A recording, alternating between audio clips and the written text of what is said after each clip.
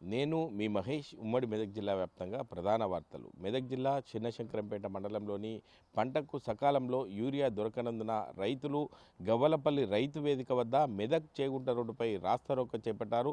Urea యాపులు మాకొద్దు, urea కావాలంటూ ధర్నా చేపట్టారు. సిద్దిపేట జిల్లా కేంద్రంలోని 11వ వార్డులో బీఆర్ఎస్ కాంగ్రెస్ పార్టీల మధ్య ఉద్రిక్తత. ఇంటికి కాంగ్రెస్ బాకీ కార్డును అందజేస్తున్న బీఆర్ఎస్ నాయకులు, బీఆర్ఎస్కు పోటీగా కాంగ్రెస్ నాయకులు బీఆర్ఎస్ డోకా కార్డును అందజేస్తున్న కాంగ్రెస్ నాయకులు. ఇరు పార్టీలు ఎదురుపడటంతో ఉద్రిక్తత. పోటాపోటీగా నినాదాలు. ఇరు పార్టీల నాయకులను అడ్డుకొని అక్కడి నుండి వెళ్ళగొట్టిన పోలీసులు.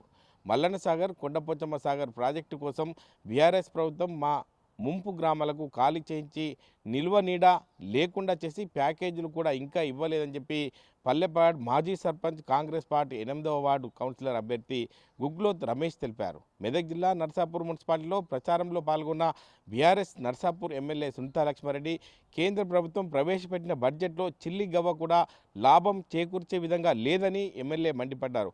కాంగ్రెస్ బీజేపీలు చోటేబాయి బడేబాయి మాదిరిగా వ్యవహరిస్తున్నారని ఎద్దేవా చేశారు. సంగారెడ్డి జిల్లా కొల్లూరు పోలీస్ స్టేషన్ పరిధిలో తెల్లాపూర్ గద్దర్ విగ్రహం సమీపంలో వ్యక్తి గొంతు కోసిన ఆత్మహత్యాయత్నం.